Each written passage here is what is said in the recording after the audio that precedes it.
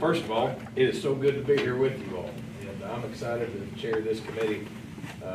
As Ag Commissioner, you know, I sit on a bunch of stuff now, about 70 boards and commissions that we either sit on or have appointments to and work on.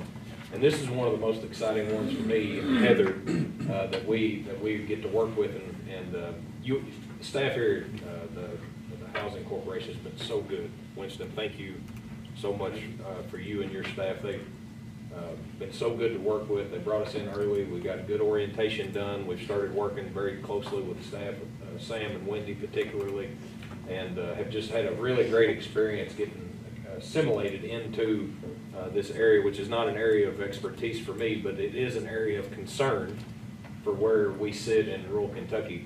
And so we'll highlight a lot of that stuff as we go through this meeting. But first, I just wanted to say how excited I am to be here and chair this committee and be working with you all, our private sector business people, our academics, and our state legislators that are on the committee, and all of our commission members here.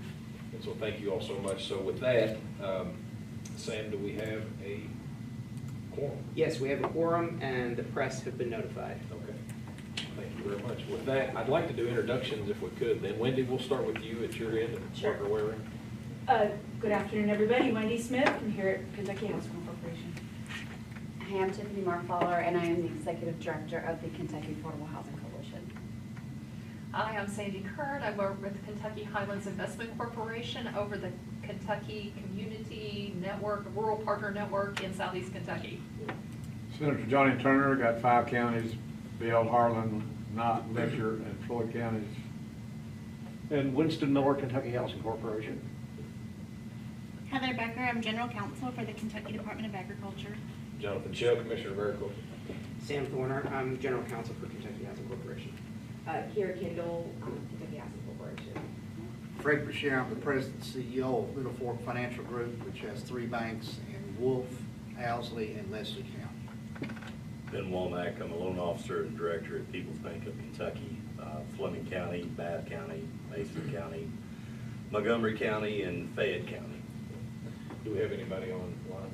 No, we don't. Okay. My Representative Dossett may be here. I don't think Representative Justice will, and Senator Mills is coming as well. Is that correct?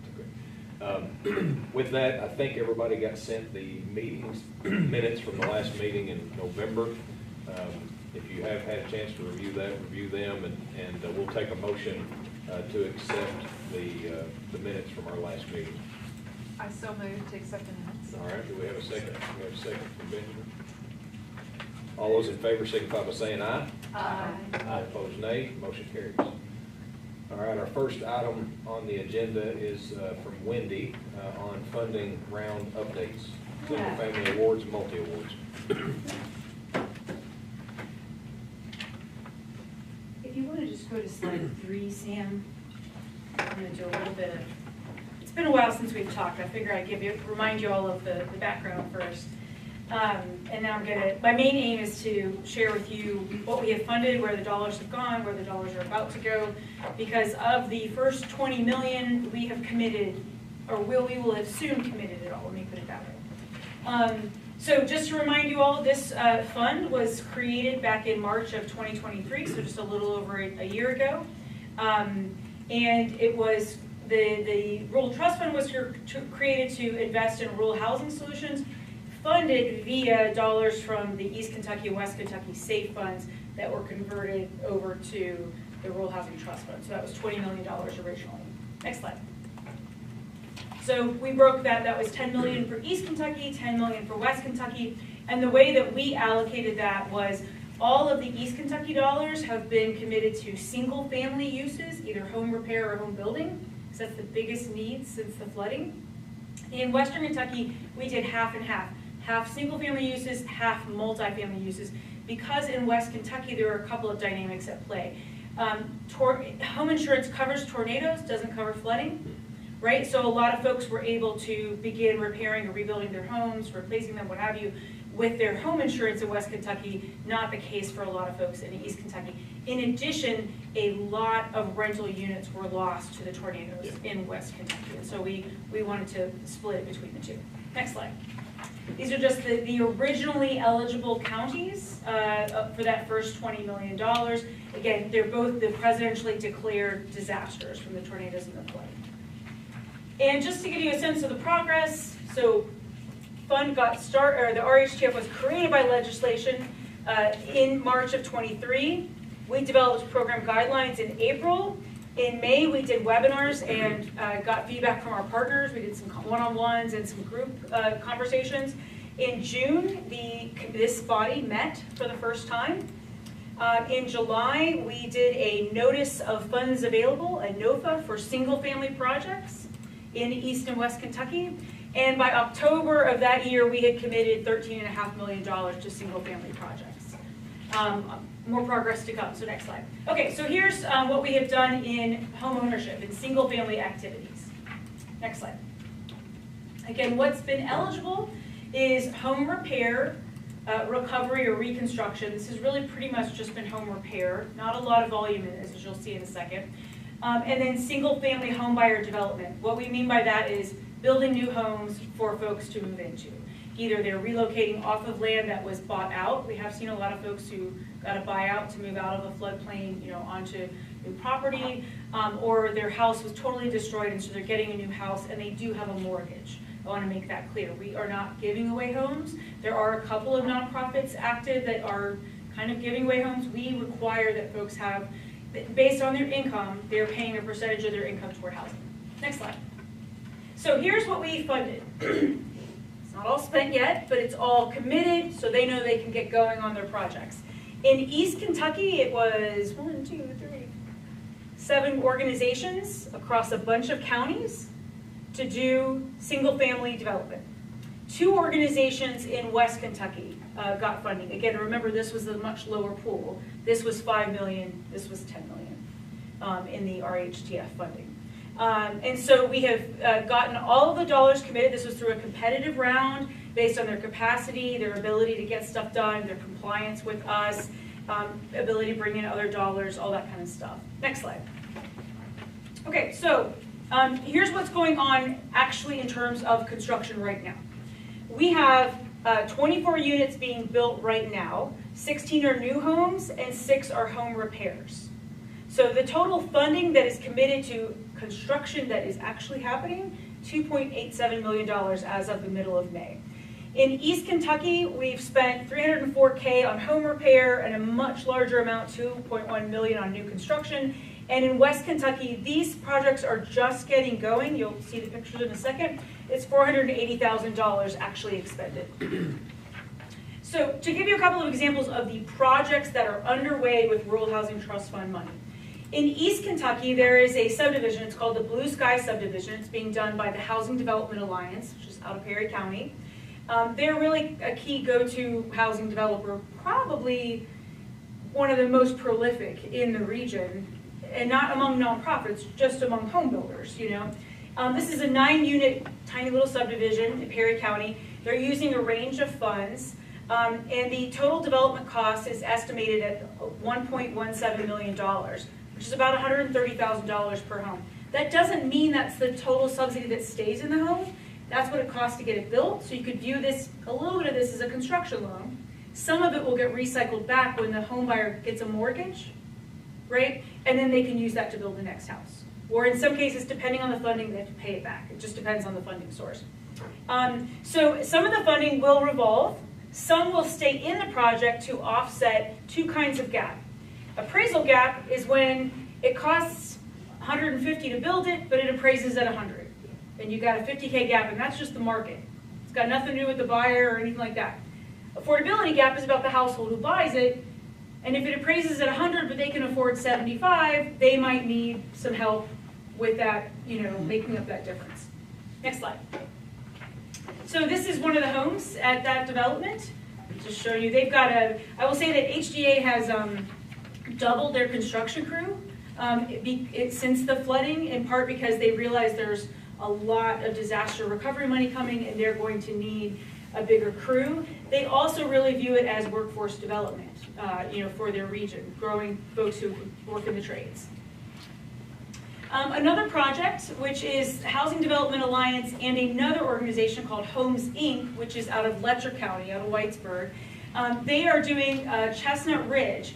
This is adjacent to one of the high ground properties that the governor and the state has talked about. So these are next to each other. It's not the same land, but they're adjacent. And so some of the utilities coming into the state's high ground site is going to benefit the private Chestnut Ridge development.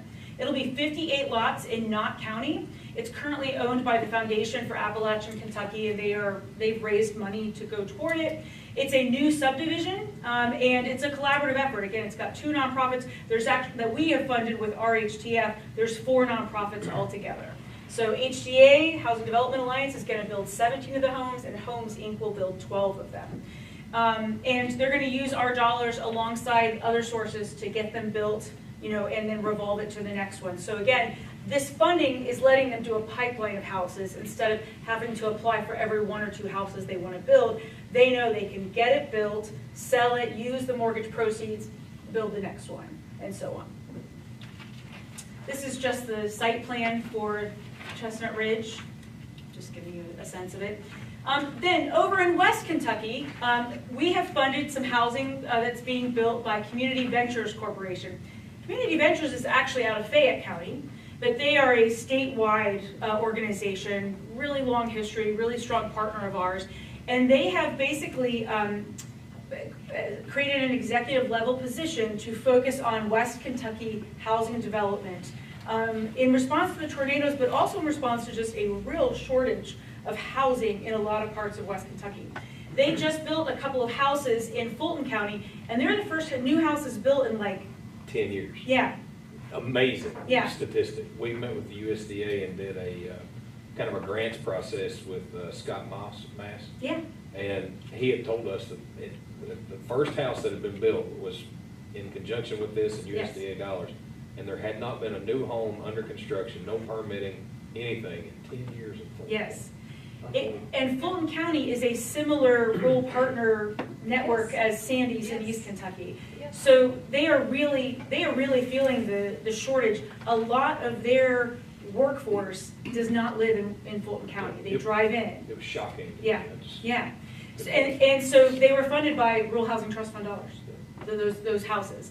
The other thing that's worth noting, some of the houses you'll see in a second aren't SIP construction, but some of them will be. SIP construction is this structural insulated panel construction, kind of like a kit home. The walls come already kind of framed up as a panel and insulated, and so they can be fit together pretty quickly, and it can get under a roof pretty quickly. We have incentivized in the last round of funding with RHTF and other dollars. We want innovative construction methods because we've got to get, I mean, stick build is fine, but we also need other ways. It's like all of the above, we need faster ways to get homes framed up under roof and ready for people to live in.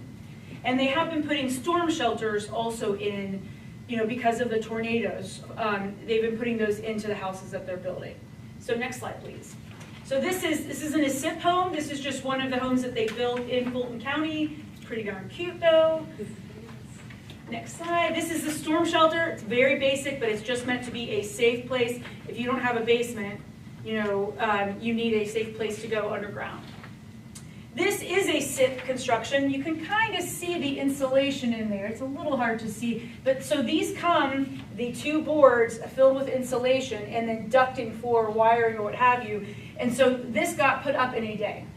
Now, it took them a little bit to get the foundation up, and then they put all of the framing up in a day. This is another one of the houses. So I'm going to show you just a couple of their plans so you can get a sense of the pricing. And it gives me heartburn because I'm old enough to remember when a $100,000 house was like, that was like an expensive house. We do require, I want to make sure it's clear, even when it's an affordable house, we require that the sale is recorded at appraised value because we do not want to harm the appraisals of adjacent houses, right? Because a lot of what we fund is infill, but we might subsidize through what we call a soft second mortgage. So their mortgage, let's say, might just be $130,000. and they've got a soft second loan, they can't borrow against it, it's not instant equity, but it just sits there patiently while they live in the house. And it might get forgiven over time, or whenever they sell it, then it would be due. So I just want to make sure that it's clear, like this isn't always what the home buyer, if they are middle or lower income, they might not be actually having that big of a mortgage. It might be a little bit lower. 14 years ago, I bought my first house. It was 1,200 square feet for $92,000. My first house was $70,000. Can you imagine? I know. What do the homeowners pay as property value tax? Well, that's going to depend on the PVA and the county, right? And I will say we are beginning to hear they get an estimate, but then the house gets built. And all this time we've got the escalation of home values just happening across the state and the country. We are hearing that some homebuyers are getting a little bit of a surprise in year 2 or 3 when the PVA actually sees it built and comes back out.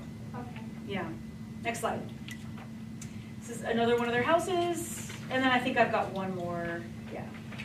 This is, I think, the most modestly priced one that they've got in terms of appraised value. Next slide. Okay. So I'll pause there. So that's what we have funded so far and what's actually starting to happen with the Rural Housing Trust Funds. Housing takes time, so this is like light speed for us. For a little over a year ago to have gotten the funds created by legislation to having, housing being built and soon to be bought by home buyers. Any questions from you all just about what's been done so far? Yeah. The SIP modular sections, where are those being constructed? Are they out of Louisville, Lexington, across the river? I'm gonna have to call Community Ventures, or I can put you in contact. I just don't know. I was just curious how far Yeah. they had to travel to get there. I do think they have bought some warehouse space in West Kentucky to store panels so that they can get them out. So I just don't know how far away that's happening. Yeah. There used to be a SIP producer in the Portland area of Louisville, Fisher Development. Really? Okay. And they did a lot of things on the West End Okay. in the early 2000s. There is a modular factory in Louisville now. They haven't produced anything yet, but it's called MMY. They kind of do it's like a box that you can stack to do a 6-plex, a 10-plex, a 20-plex. All metal construction. Mm-hmm. Yeah. What about the flood panels in the eastern Kentucky? Have they updated those, or are they still working on those? The floodplain maps. The last I heard, which might not be the most current, was that there were draft maps out there, but they're not finalized yet.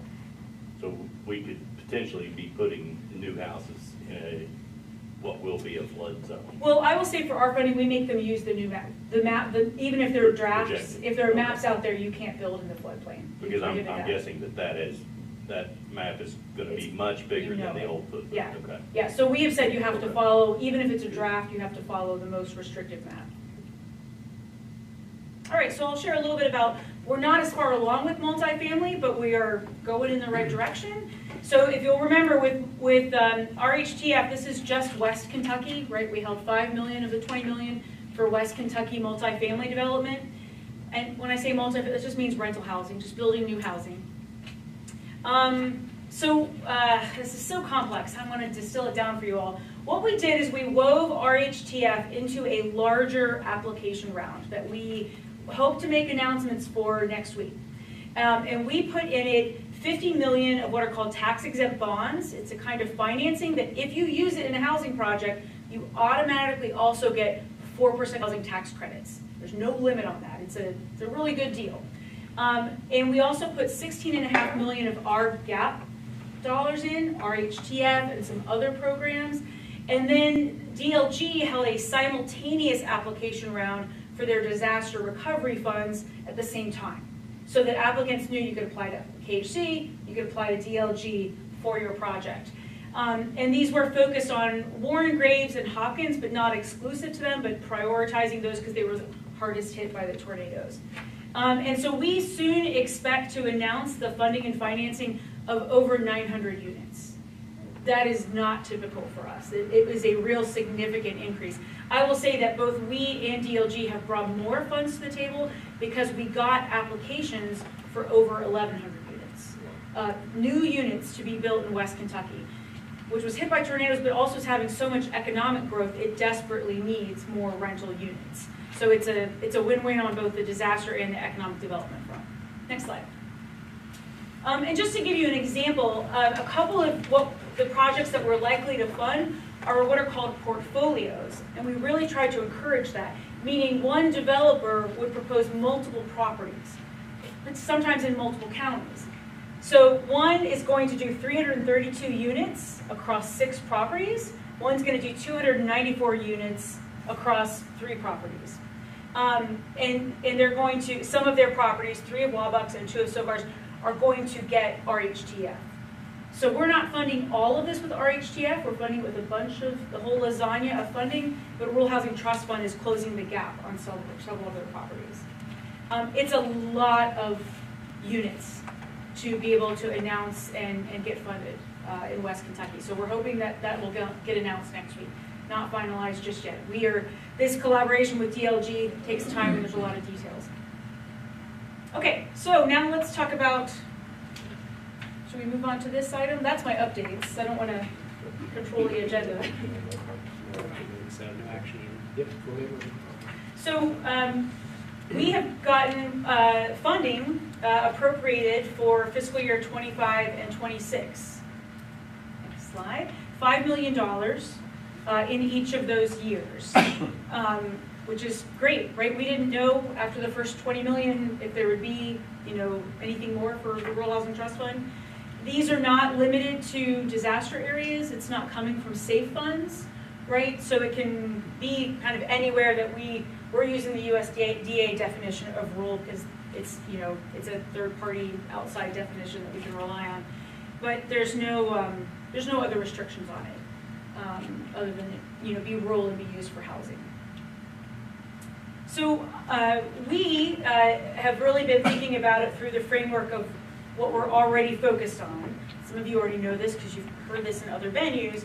We're really focused on the severe shortage of units across the state for a range of incomes, as well as disaster recovery. Next slide. So KHC in April relaunched this housing supply gap analysis.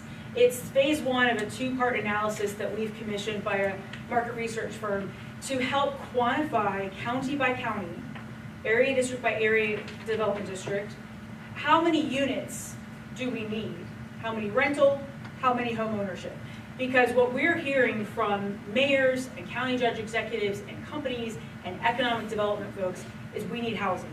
How can we get more? How can we get more housing? How can we get a builder to even come to our town or our county to build some houses?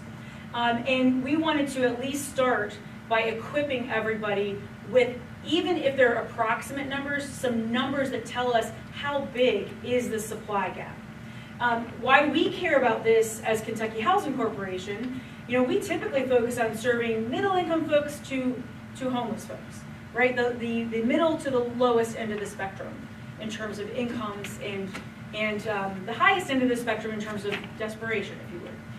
But what we're seeing is particularly in the middle, our folks that we tend to serve are competing for the same units that moderate and upper middle income folks might be competing for because there aren't enough housing units.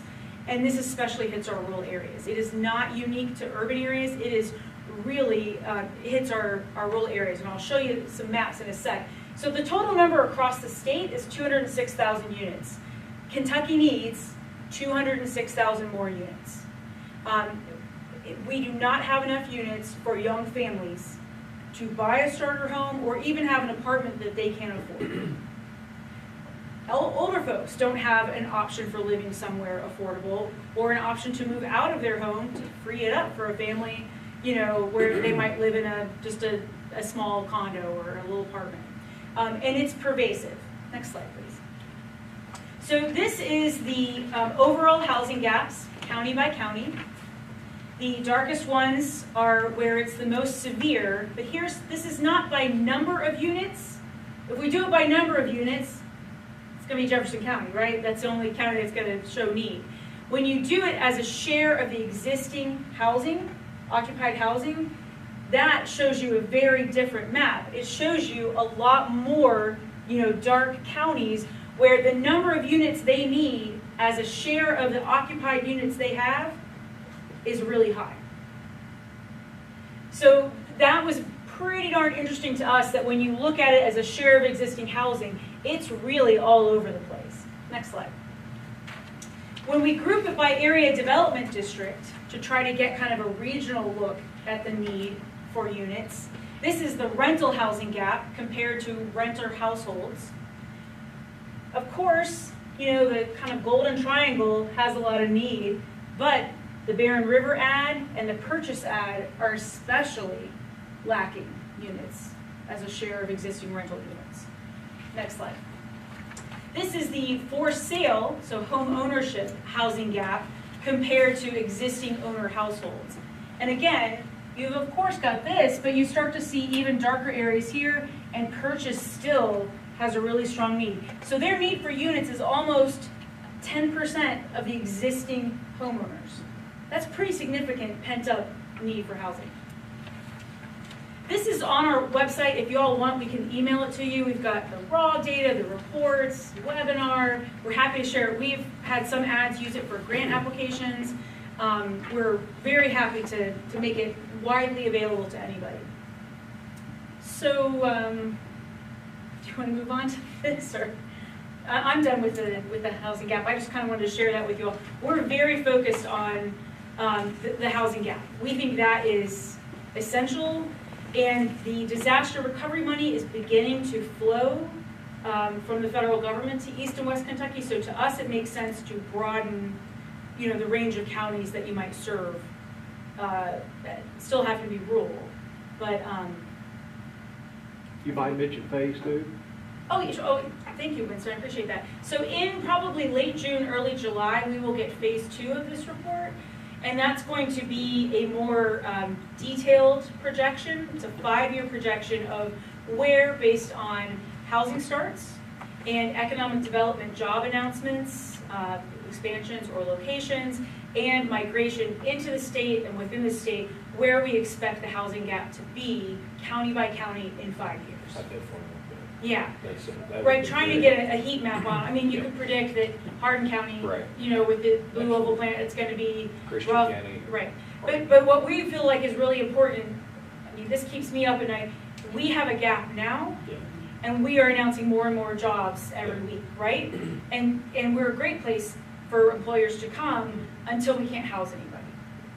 Right, and so, and it's not the new workers I'm as concerned about, because I think they will probably compete well in the marketplace for housing. It's the folks who work at the nursing home, you know, the folks who work at restaurants, the farm workers, you know, folks who just aren't going to have as much money to compete in the marketplace for a home or an apartment. Yeah, yeah. So that's coming this summer. Yeah. All right, we move on to the priorities then? Sure. You wanna do that? So I'll sit down. The major part of my presentation stuff. Can I say something? Yes, sir. One of the things I see in eastern Kentucky is the home is built there, and not just my county, but all the rural areas. The old houses are falling apart, being torn down. Cities, out in the counties, not destroyed, but they're just so old. You go anywhere in Harlan, Bell, all those counties, and they're just tearing them down. The cities are having to order them. And so that's another problem that is just self-existing. It's just houses keep disappearing. They're not from floods or bad weather, but just from the age. The cost of hazard insurance, both flood and property casualty, is exorbitant for someone that's on fixed income or low income. It knocks them out. It knocks them out of the consideration, because their debt to income, when you add that into it, they can't service the debts. Right. And it's horrific. I mean, that's the biggest problem we've got in our marketplaces. Is the insurance? Is the insurance. Mhm. Because we qualify them just on raw data, and then we start adding the escrows and all of that with it, and sometimes it even doubles the payment.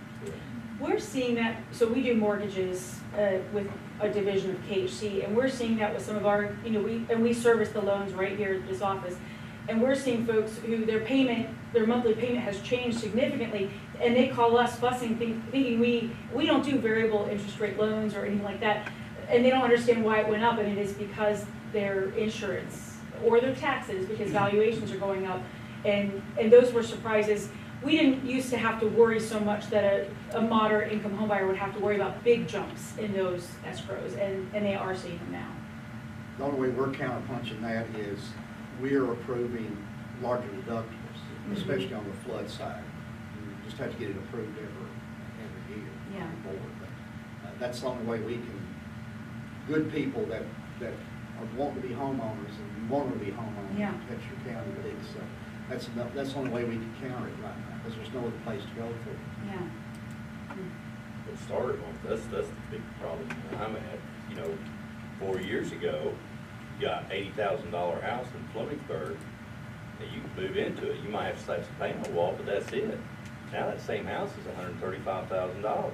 So interest rates have doubled. The price of the home has doubled.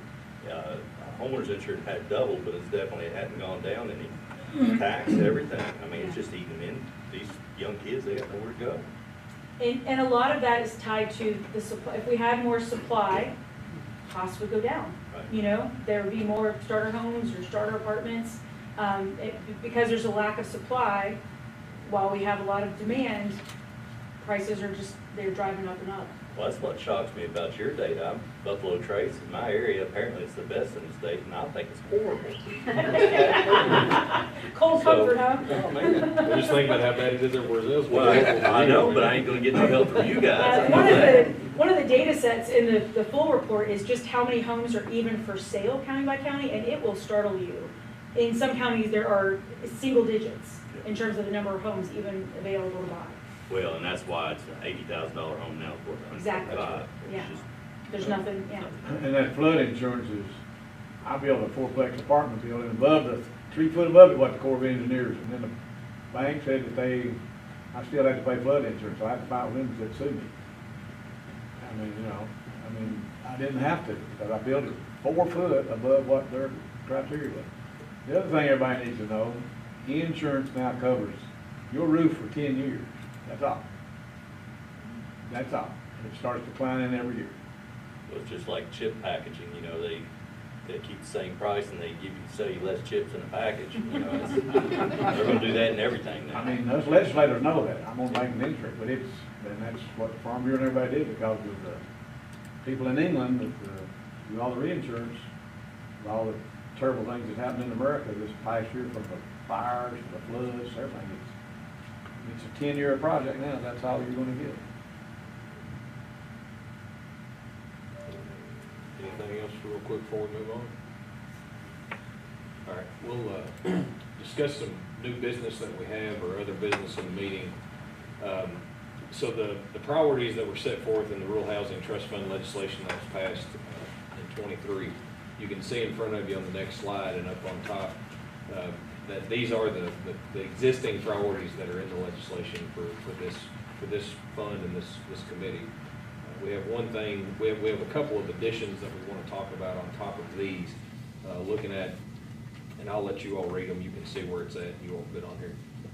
We do have a recommendation for clarification of that this priority shall apply for 24 months following the disaster declaration, so kind of putting an end date to that so that it's not in perpetuity on the disaster. And then if you'll go to the next slide on proposed additional priorities of looking at how we can utilize this fund more efficiently beyond the natural disasters that it was originally created for, with new monies that are coming in, and also somewhat help set this fund up for additional new monies in the future, for this to be an ongoing funding process for specifically rural Kentucky to access, not only through the legislature, but potentially through federal funding, earmarking, other things that we may be able to grab and pull down from the federal government. I've got a call that I'm going to do with Tom Carew, is that something, is that right? Yeah. And we're trying to get connected on that, and I've got, you all remember Louis Diaz we talked about the other day. After our meeting and after the USDA meeting, he's going to be speaking with Andy Barr this week, and we're going to start talking to our congressional members about what a continuing resolution potential funding mechanism may look like, about trying to do something with this to add additional federal dollars to what we're doing here. Now, again, that's pie in the sky right now, but if the more we can ask for and try to get to this fund, even if it's needing, Senator, for you all to put in more dollars to this fund so that we can pull down more federal dollars. That would be the goal, I think, that I have in mind for what we're trying to do with the changes in this, is that if we can get the feds to look at Kentucky and this housing trust fund to be able to say, let's just throw out silly numbers, just nothing real in this, but let's say they say, we'll give you $100 million in earmarked monies for this fund if the state will put in 25 or 20 or 10. If we can get a number like that to where we can pull down those federal dollars to maximize this, I think that to me is the goal that I have in mind for what we're doing. We'll see what happens with it as we go through the process, but we know we have $10 million now that the legislature's put in over this biennium to work with. And I think that if we can show an effectiveness in what we're doing, that there'll be a willingness to look at more additional dollars in the future for this. And if we're not handcuffed by some of the regulation that we currently have to be able to expand this a little bit, I think that the more legislators that we can impact by this in their communities, the more willing and likely that they will be wanting to put more dollars in. So if it's just East Kentucky flooding and just West Kentucky flood or tornadoes, you're leaving out a large section of the rest of the legislators that are in there, that now that we've taken care of those two pots of money through the SAFE Act, we now have an ability to be able to expand this into more rural areas in the state and more rural areas in East Kentucky and in West Kentucky. And so with that, we've got some new proposed additions to the priorities that we wanted to talk about. Projects creating new housing supply, projects located in rural areas with significant job growth, how to measure that, evidence, et cetera. Projects located in counties shown to have a housing supply gap based on the KHC's gap analysis that we have, and then projects with contributions from local government, employer, economic development entity, philanthropic organization, et cetera. One of the reasons that I want this in there specifically on number 4 is that whenever I've talked to specifically ag processors, and in conjunction with conversations that Wendy and Winston have had with the Economic Development Cabinet, separate from the ones that we all had the same idea, but we didn't know it. The companies I'm talking to are saying that they'd be willing to put skin in the game in kind of a public-private partnership and working with the developer and themselves if they had the ability to work with an entity like this to help create jobs around the developments or the investment that they're bringing in. In the ag space, think chicken processing plant in Callaway County. Not enough housing, so they would be able to apply for a fund like this to get help additionally to create housing units in that area for their people.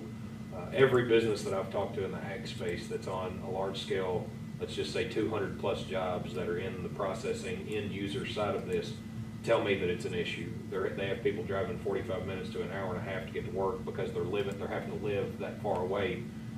A lot of them are given housing stipends and benefits on top of that. And this just adds one more way for us to use this for workforce housing as an additional economic benefit to try and help get people into the marketplace, alleviate some of the constraint that we have on the housing market on the lower end side of this, of trying to get more middle and workforce income housing available so that they can get out of that low income into those options so that our lower income can have that to be able to be. And so that's the reason that we have these proposals in front of you. We also have, in addition to this, I think in front of you, you have a draft proposal of the changes to the regs themselves. And I'll let Sam kind of work through that, or Wendy, if you have any additional comments. I'll just sort of walk you through this. So the reg has sort of split the criteria between single-family and multifamily development. The original thought behind that was, well, we had this initial $20 million, and we wanted to make sure that, you know, we were using that in the way that we felt like we needed to. But now we want to sort of broaden the criteria, just like the commissioner was saying, to allow for these additional uses. So the first change that we're proposing is actually, well, it's actually a technical change. So the statute authorizing the Rural Housing Trust Fund does not place any sort of time limit on the disaster recovery consideration. So the federal government, when it declares a disaster, there's not an end date. It just says, here's when the disaster happened. And there are a lot of other resources that have their own timelines, like FEMA has its timeline, and then HUD may have its own timeline.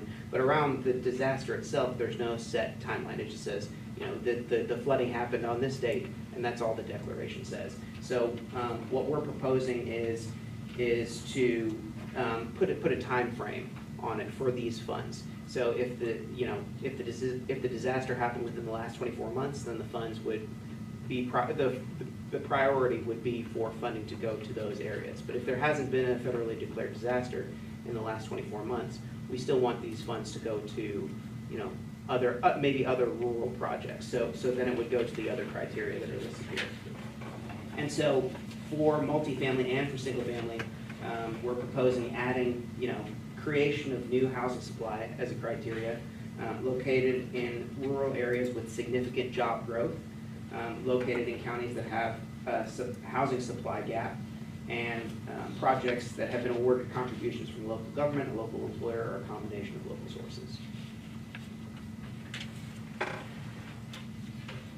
Okay, clarification. Yeah. A lot of money has been assigned to disaster projects, but not yet spent.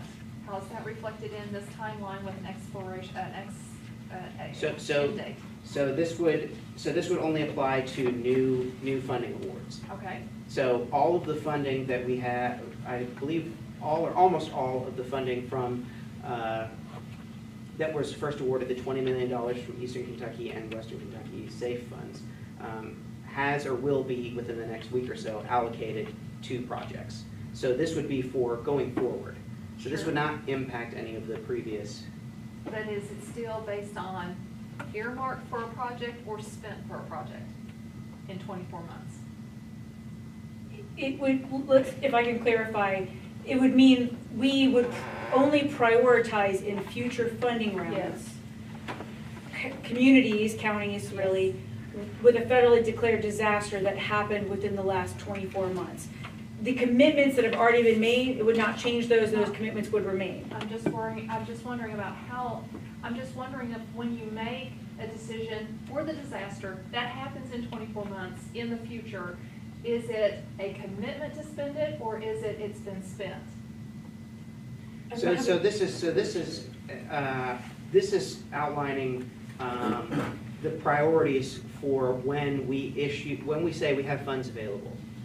And at that time, I guess the look back period would be 24 months. So at the time if we say June 1, 2024, we're making funding available. Right. We would look, this priority would apply for disasters that occurred Sure. from June 1, 2022 Sure. Got to that. 2024. So it'd be, if you had two projects, one that was in a disaster area and one that wasn't, we would prioritize the one that was. And anything past 2 years. In new dollars, the 20 million that's already there is already allocated. I understand that. Yeah, tell us. I'm just trying to understand when that commitment is defined. Is it defined as when we've had this disaster, there was a tornado in Bourbon County, okay? And they're now going to have access to this money. Mhm. And we know that there's going to be, we've said, so-and-so is going to get it, and 24 months later, okay, you know, when we get a little bit further along, they haven't spent it yet. Oh, I see. I got you. You see Okay. what I'm saying? Yeah. So I'm like, is So it would it be- a it would be- commitment or a? It would be at the time that we make the funding available, I think. Yeah. So Well, it kind of sounds like what you're asking back is there a clawback mechanism if they don't use the funds? Is that what you're saying? Yeah. Okay, I'm so like, you know, we haven't really written anything about that, but we focus really on preventing that in the first place by funding known productive, builders and developers and nonprofits. But at some point, I don't know how long our grant So- agreements are, I can't remember, but So one of the other criteria that's already included, Yeah. one of the other criteria that's already included in here is readiness to proceed. So projects that are that are ready to proceed and ready to move forward are prioritized over projects that will take longer. Yes, sir. So, as a lawyer would say, you need, the contract starts 24 months when the contract's signed, not whenever you got the flood, funding the money, funneling it. You start your 24 months when they sign the contract to do the job. it's not a 24-month grant agreement. It's eligibility. the prioritization of disaster impact, and it would only be federally declared disasters. So we're not talking every tornado or straight line wind event or something like that. It would only be these major, federally declared disasters. So if you had a federally declared disaster happen in month 23, there's a possibility there could be no funding available, right? That- Well, so. Because that might have gone to a different It priority. would start with the new funding, it would go back. to- Yeah. Yeah. Right. So let's say tomorrow there's a federally declared disaster. Mm. Well, if we hadn't put out an RHTF round yet, and we were about to, then those counties would suddenly become Sure. prioritized in the next funding round. Okay. And for 24 months after the disaster happens, they would be a priority. But really, within that time, your hope would be that the HUD and other long-term recovery dollars would have come in, and we can remove that priority. Our aim is, if we make it a forever priority, then Nothing. then we're Yeah. only gonna fund All right. disaster counties for, you know. And as we get more disasters, it could become a meaningless designation because so many counties could have at some point had a federally declared disaster. Yeah, this proposal doesn't really impact the timing in which you have to spend the money once the money has been committed to a project. That's not addressed in here. Right, correct. Yeah, this is only talking about how we decide which projects to fund. And once we make that decision, then that project is awarded and is allowed to, it's allowed to proceed on the timeframe that, you know, I believe they have a 2-year grant. 2-year period, yeah. So the purpose of the new additional priorities is to kind of use that as a way to expand the scope Yes. available and attract additional resources to keep that top building? Yes, ma'am. Yeah. Okay, all right. That's what I thought, yeah.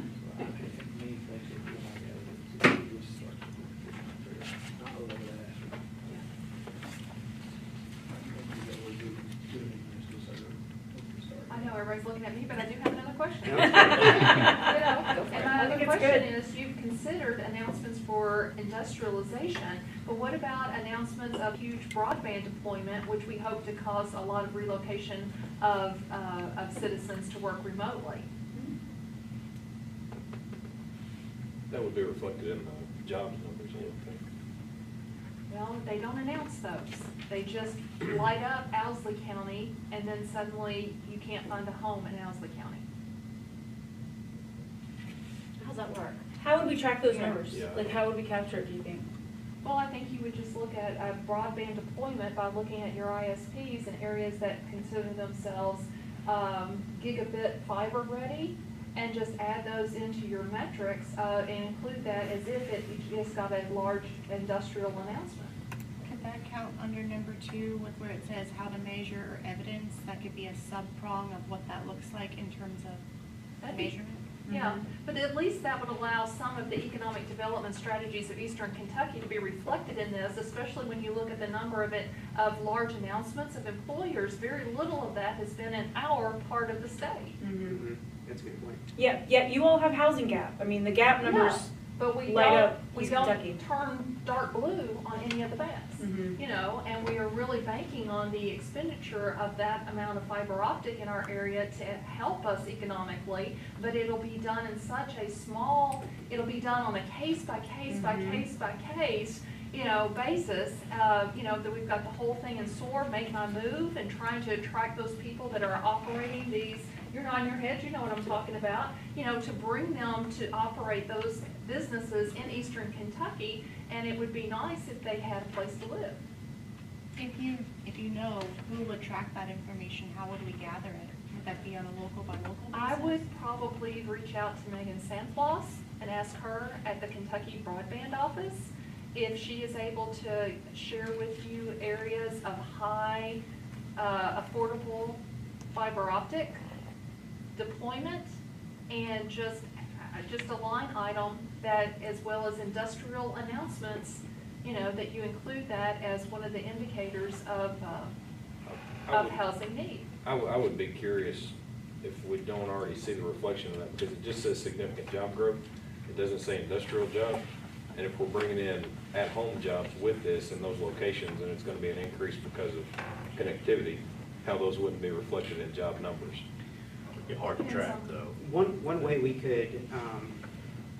could do this is to, you know, we include that, like, if a developer wanted to claim, you know, this, wanted to claim that they met this competitive preference, we could say, one way that you can prove that you meet that is by showing that there's been a significant investment in broadband Sure. infrastructure in that county. In the application. In the application, so not, Wouldn't have to be it wouldn't have changed. to be altering this necessarily, but in our program guidelines and our application, that's one way that they could demonstrate.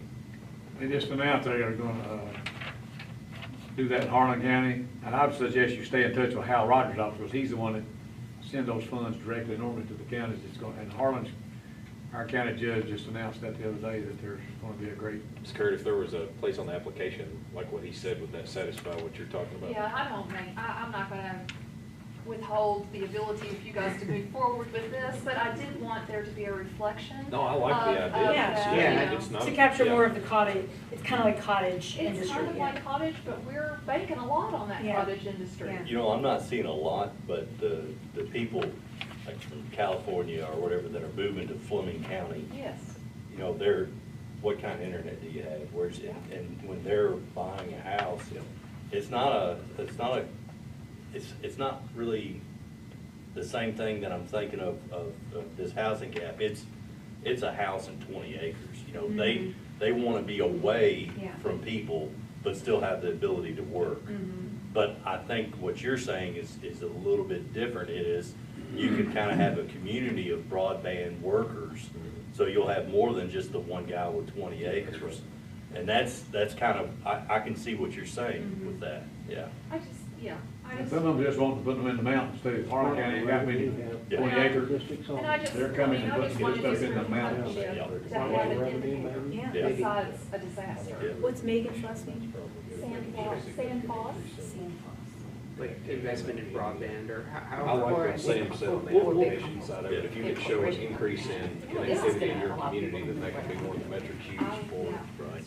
Getting So that that could bring more preference. people to their communities. Yeah, but the SOAR project, Hal Rogers' office wants, that's who's pushing, that's who's funding that. Right. Any other, that was good commentary, Ms. Kurt. Any other recommendations or comments about the proposal? Do we need a motion to accept the draft or? You can, yeah, so this, you know, obviously we'll have to go through the process of the Administrative Regulatory Review Committee, so this may not be the final version that gets implemented. You may need to tweak some language, but. But we do need action taken on the committee. Yeah, Good. yeah, so maybe a motion to recommend adoption of these changes to the. I'll go ahead and make that motion, Mr. Walmart. Do we have a second? I'll say. Do we have a second, Mr. Bashir? All those in favor say aye. Aye. All opposed, nay. Motion carried.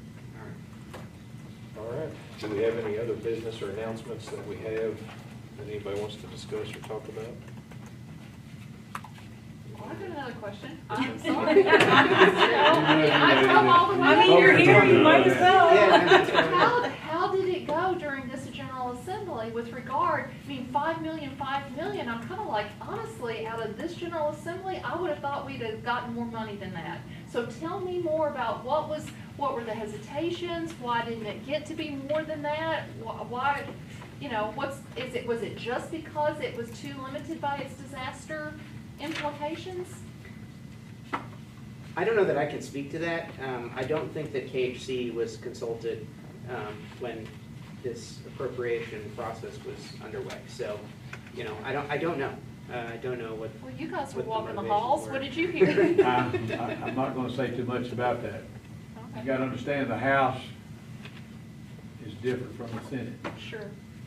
And the House leadership is from the west, pretty much, and the Senate's leadership is from the central and the east.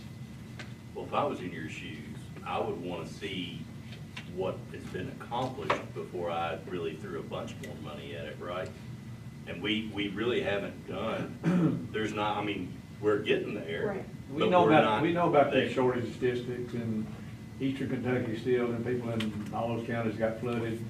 What's 20 houses being built? The numbers that's put up there, that got destroyed, well, they won't even take care of what Fleming Neon got flooded out, Yeah. where I work up there. So it's just, the process is so slow, and, Well, I think it, but though if you saw that, you know, this organization was pushing out and putting up good quality house numbers, you would say, okay, they're doing it effectively, efficiently. we need to do more of this, right? And this will help me engage more in that process for Right. this. Whenever we can show that we have a clear agenda, what we're trying to do with this committee and what we're trying to accomplish with it, that aligns with where the housing shortages are, it will allow me as a constitutional officer to engage more with the legislature to try and get more dollars here. That's the purpose in what we're trying to accomplish with this, with trying to go get potential federal dollars pulled down and other things for matching. I think more than anything, they just kind of threw the 10 million in there in this fund because it was ran out of the 20 million last time with the Safe Act dollars. They didn't want this to be dormant. They wanted to affect it in some way, but they didn't really know how to affect it. And so I think they just put a complacency number in there that was significant enough, but not, or that was significant, but not significant enough. And so $10 million will go a little ways, but we've got to get more impact with this, and I think that's what these changes to the regulations will help me convey to them next session. And I don't plan on waiting for the next biennium. Right. I'm talking next session. We got 5 and 5, but they're gonna open it back up next session for additional funding projects with probably House Bill 1 the same way they did this time. And this will be a priority for me coming in as commissioner and talking about this fund. So hopefully we can get some additional dollars. I will say there was a good number of asks for affordable housing dollars in $200, $300 million ranges. Some of them were for workforce housing, and some of them were to increase the Affordable Housing Trust Fund. Yep. I do know as a result of some of these discussions, there is the housing task force that was appointed. And I believe that it just got passed by LRC maybe a couple weeks ago to do a study on affordable housing. And I would think this would be a key issue that group needs to be aware of. So we have, at the department, and this is something Wendy and I talked about in the last meeting that we had, kind of a dream, I guess, we talked about that we have a fund at the Department of Agriculture that's the Ag Finance Corporation, which is a low-interest loan up to $250,000 for new and beginning farmers, for infrastructure, for different things that they can do. And the significance of that is it's a 2.75% interest rate. And so you can do the blended rate. We're not the first on it, we're the secondary.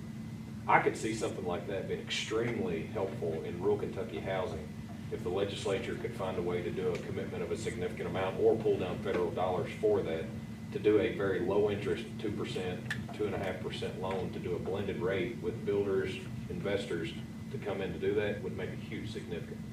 It's one of the reasons why in Kentucky our age of our farmer did not increase the same as the national age of farmer did, because this is allowing new and beginning farmers to come in the program if you've got less than 10 years of experience on the farm and get this blended rate. We're seeing some where their primary is 8%, along with ours and FSA guarantee loans, that they're getting it down to 4 and 5% on a blended rate, which is unbelievable in this marketplace right now. Legislatively, my understanding from being in the House and down the Senate, is you need an organization that comes and presents this information kind of short term and saying, here's what we need, to some committee. Yep, in the interim. That then pushes it through the rest of the body. Yep. And you don't see that. Okay, we're over here meeting, but it don't get before a committee over there. That's the next item. And that's what we need to, this age, what we're sitting here, this group needs to get a group of you all. I gotta be sitting on it, but I can be sitting with you as a state senator, so does Robbie Mills, and the 2 House members. But that's the process I see of getting more funding done. My goal would be, once we get these regs finalized in whatever process we have to go through administrative regs, is then we would ask for some time on an appropriations and revenue committee, this interim of the joint committee, to give a presentation based around this and what potentials we may have in the future. And we actually are pretty regularly at the department meeting with our legislators and the committees of A&R and others, economic development and the ag committee. And this will be a priority that we talk about for the next 6-8 months leading into next session. Now that we've got this adopted here, and we'll work on getting it finalized at administrative regs so that we can do exactly what you're talking about. But we're pretty excited about it. Like I said, whenever we first started this in the welcome, I'm actually probably most excited about this because it's a very tangible tool that we have that we can use. And a lot of times we see things and you don't really see the results from it, but you can tangibly see a house being built and a family being impacted. And I think that speaks volumes whenever we go talk to our legislators. And try to meet, I mean, I missed the November, I think probably did too. I didn't get the notice, and I apologize, but soon before the legislative starts, we should have a meeting here, so us legislators would be, and we'll try to make the House and Senate be here. So you're in a better position, so when we do get over there, that we're in a good position to, because you only do it once the session starts. You can have interims to meet and discuss, and we'll do that too, but right before session is when we need to kind of finalize. And some of you all may have to come through the hallways like every other person or agency that wants funding to help go to talk to members. I mean, we will, but that's the way the function works over there.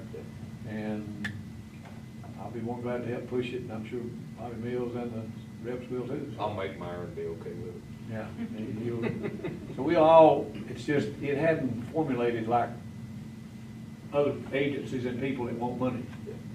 We haven't got this agency there, this group to that point, but that's where I'm thinking it's, and I was gonna say that today anyway, whether that was my thought, try to work towards getting to the legislative side, because you have to go to both sides, the western, eastern Kentuckians, to get, and both sides got suffered, so. Thanks, Senator. Next meeting, we normally have them as a as-needed basis. Is there any reason to break that, or are you all okay with it being as needed next time? I thought we had it every 6 months. Oh, yeah, I think that's how we have been doing it. I think we've just been scheduling it as, at each session. So we can continue that, that would put us at November, first week of November, second week of November. Is that okay? Cool with me. Get the notice out plenty of time. Yeah, we'll send the calendar invite shortly after this meeting is concluded, so that you all have that on your calendars. And do you want to do it virtually or in person? I love in-person meetings, but it's up to you all. I'm fine. But Just then let me I'll know. notice that meeting. Yeah. Okay. And I think it works a lot better, especially in this legislation time. I agree. And on that meeting, we may, depending on how it goes, we could potentially invite maybe like Josh Bray or Adam Bowling, if we have an actual proposal and ask by then, and we should. And, because, or Petrie, either one, I was just thinking, they like utilizing their vice chairs in the House more, and Senator McDaniel or Amanda Bledsoe, and have maybe one of them come as a representative from A&R committee, just so that they can hear and see the presentation and one more touch on it. We may try to do that, and let them see your all's faces and talk to you all if you've not been able to meet. Well, Adam's in my district, Miss Bledsoe's a seatmate over, so she comes, she's from, you know. Yeah, she just right down the road. Yeah, see, yeah. All right. He has got a race this fall, I understand. With that, we'll take a motion to adjourn. So moved. All right, we have a motion from Senator Turner. Do we have a second? Second. Second from Mr. Bashir. All those in favor, stand up, leave. I'm just glad I was able to make this today. Yeah, we appreciate you being here. KLC last week. You're the biggest part of the process here. Yeah.